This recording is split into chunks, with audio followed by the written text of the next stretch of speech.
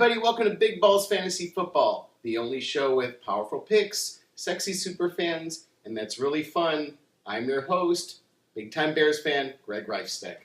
And I'm your co-host, Jenilee Borek, also a huge Chicago Bears fan. We're excited this week. Yep. And together we are the beauty And the beast of fantasy football experts. So we had to skip saying the whole 20-year fantasy because we're fucking excited this week. I never thought I'd be so excited to say the Bears are 1-1.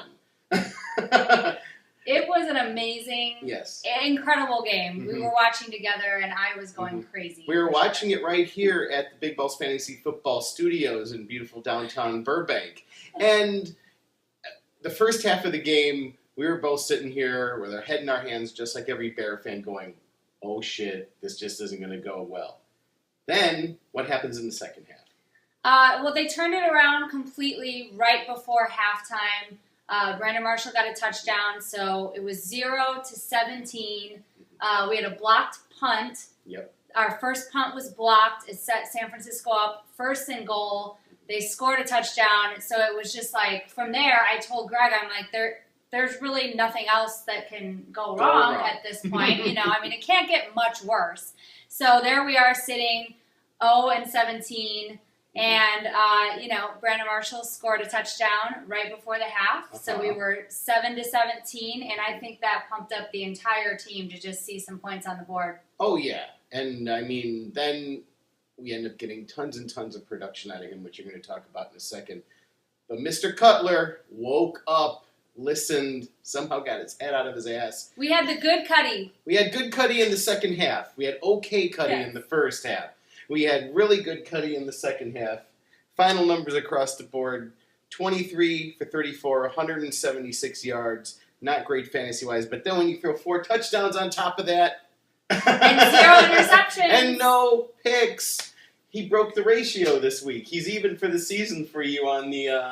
on the 2-to-1 ratio? Yeah, he worked it out. Yeah. I did say to Greg, I said, can we please have this Cutler every single week? Yeah. I would love it. Just play that way every week. We know it's not going to happen. I know, it's not going to happen, but it was pretty awesome. So other fantasy points you got is that you got 5. Brandon Marshall went 5 for 48 yards. Not so great yardage, but you got 3 touchdowns.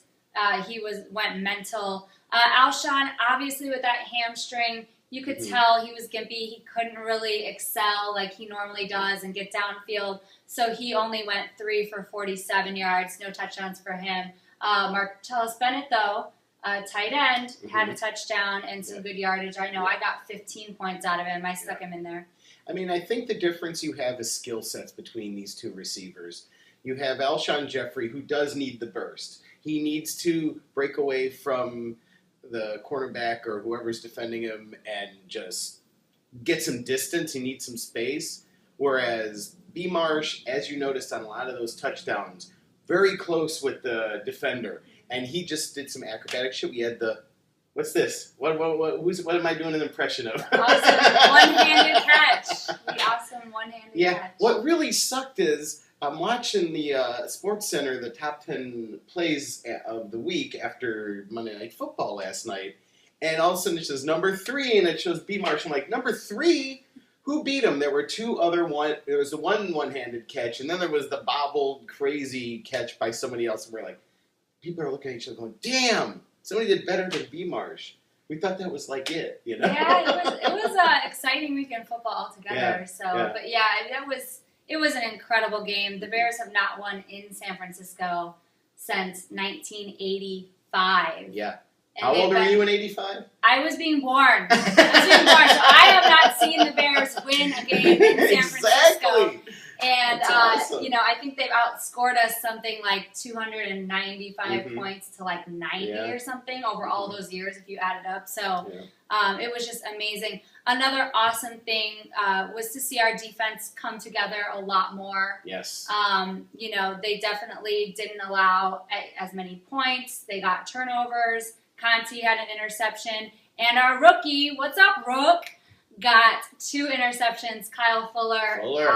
He balled out. In 2 drives back to back, he intercepted Kaepernick, so it was insane. So we'll of course talk about the bad news now. I mean, the reason Fuller was put in that position is unfortunately because we lost Peanut Tillman for the season.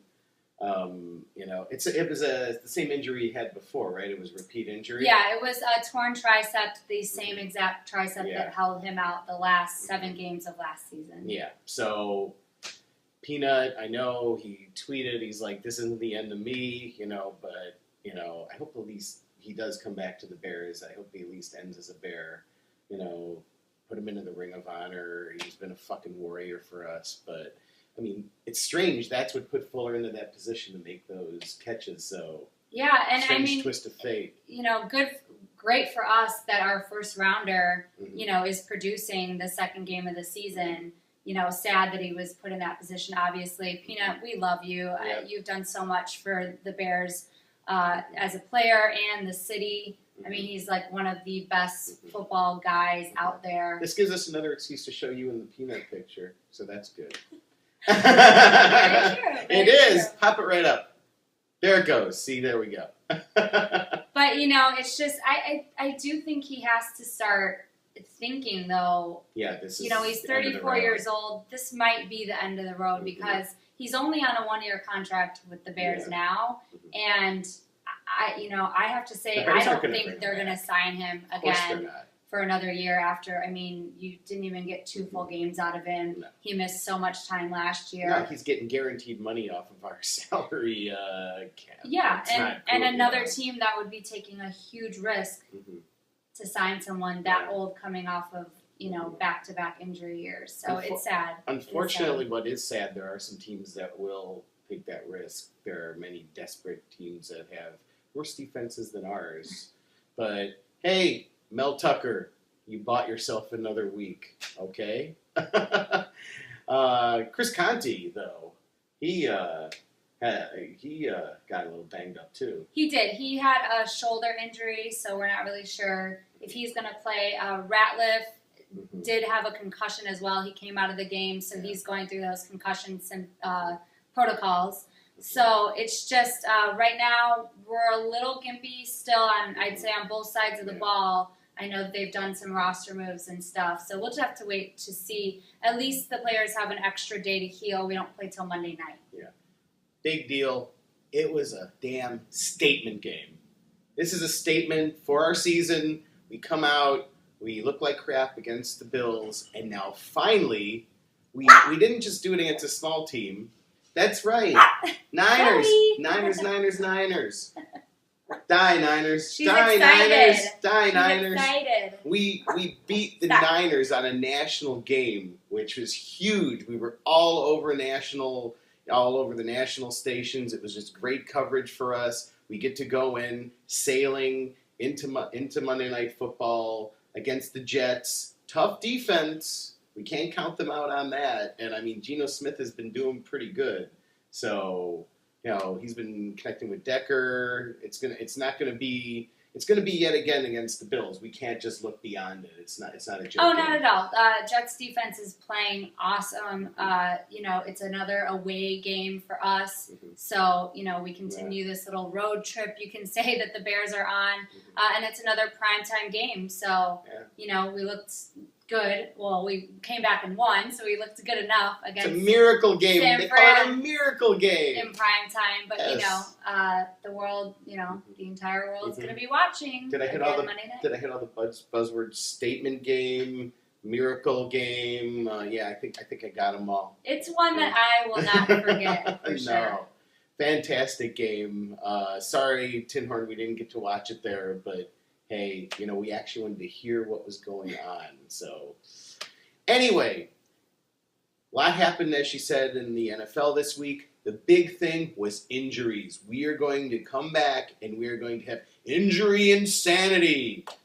All the players that went out, all the players are going to have to replace. I'm going to do a special beast mode this week of all backups that you need to get in your lineup this week because the matchups look pretty damn good for them.